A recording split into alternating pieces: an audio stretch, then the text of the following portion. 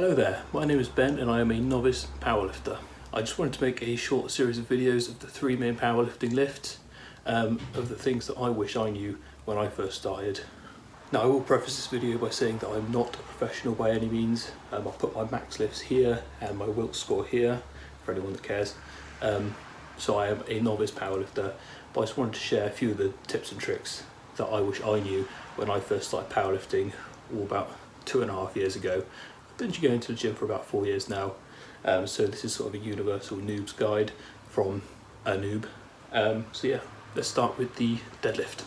Attention, all sussy gamers. What did you do with Big Chungus? So I like to break the deadlift up into 3 parts. The first part is the setup, second part is getting the bar off the floor, and the third part is the lockout.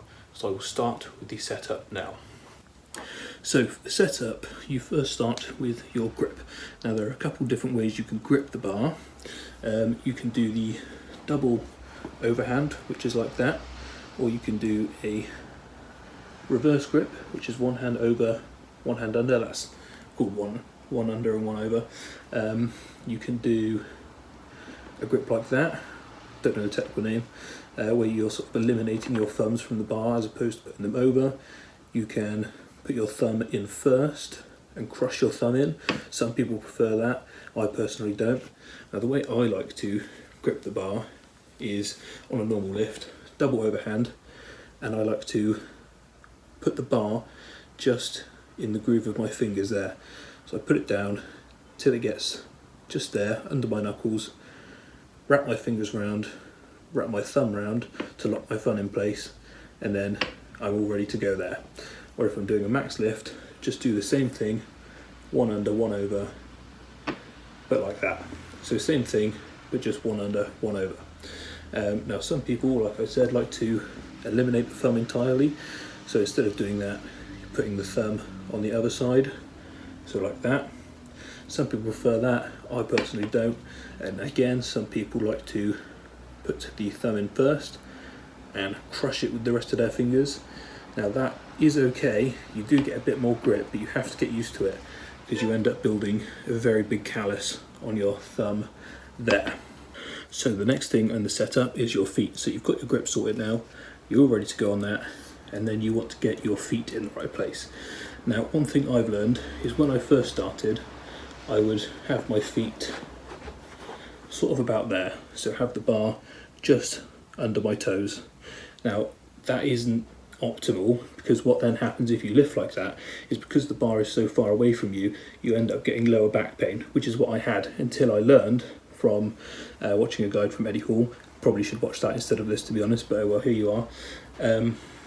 So what you want to do is move your feet in slightly so that the bar is over the middle part of your foot, so not over the front, but over the middle part of the foot.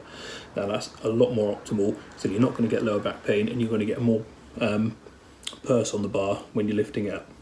Okay, so now you've got the hand position in, you've got the foot position in, now it's time to lift the bar off the floor and get it up on that first part of the lift. So you want to set up like previously demonstrated, so there we go, got the bar over the middle of my foot, and now what you want to do for starters is lower your hips down until your shins just hit the bar. So see there, hips go down, shins hit the bar like that.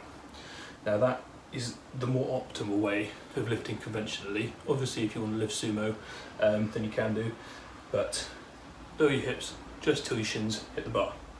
So once that happens, back off just a touch so you don't shred your shins, and then you want to look up, grip the bar, just take the slack out of the bar, so see there, just take the slack out of the bar and then drive your feet into the floor until you get it just over your knees, so as such. So take the slack out, drive your legs in until you get it back to there. And that's the first half of the lift.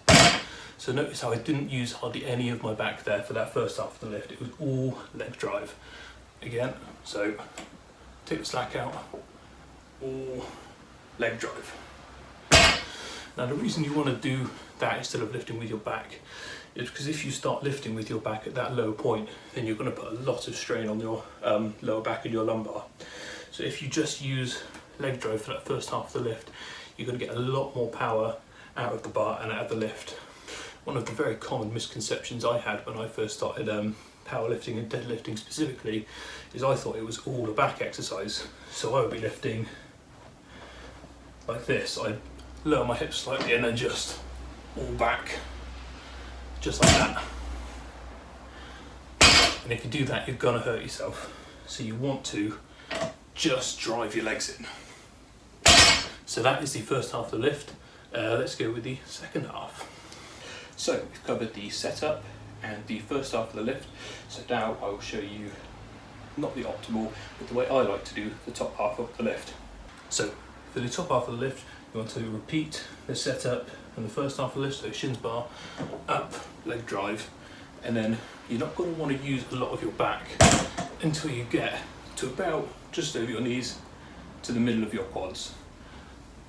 The reason that is because the first half of the lift should just be all leg drive pretty much.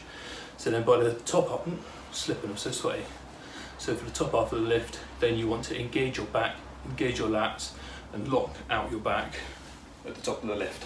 So here we go, leg drive, leg drive, leg drive. And then once you get it to there, then you can push your hips forward and lock your back out. So again, here we go. You get out to there, hips forward, lock out. And the way you do that is by just literally when you get out to there with your quads, drive your hips forward like so. It looks a bit sus, but that's what you've got to do. And then you want to, when you get to the very top, lock your lats out and lock your back out. Very slowly, back down like so.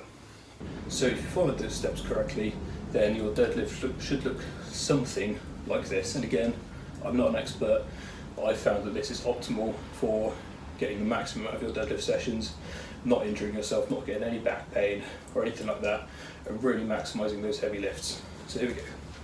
So we've got setup, hands in, bar over the middle of your feet, shins touching the bar, looking up, take the slack out of the bar, leg drive, hips forward, lock out.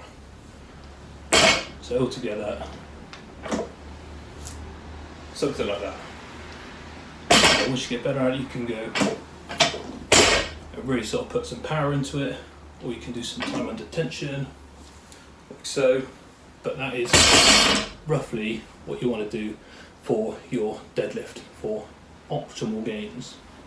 So those are all the little tips and tricks that I've learned from learning from people on the internet, learning from people in real life. Those are all the little different things that I've learned about deadlifting, and honestly that has served me well, because I used to get really bad lumbar pain, lower back pain when I first started lifting, but now with that form I don't get any pain, I'm hardly ever sore, and I'm putting 10 kilo on my PRs every couple of weeks, you know. Stop the cap. So yeah, really useful. If you liked it, like it. If you didn't, don't. Again, once again, not a professional. You should probably go watch an actual powerlifter or strongman's video on it. I recommend Eddie Hall, he did a really good one on it.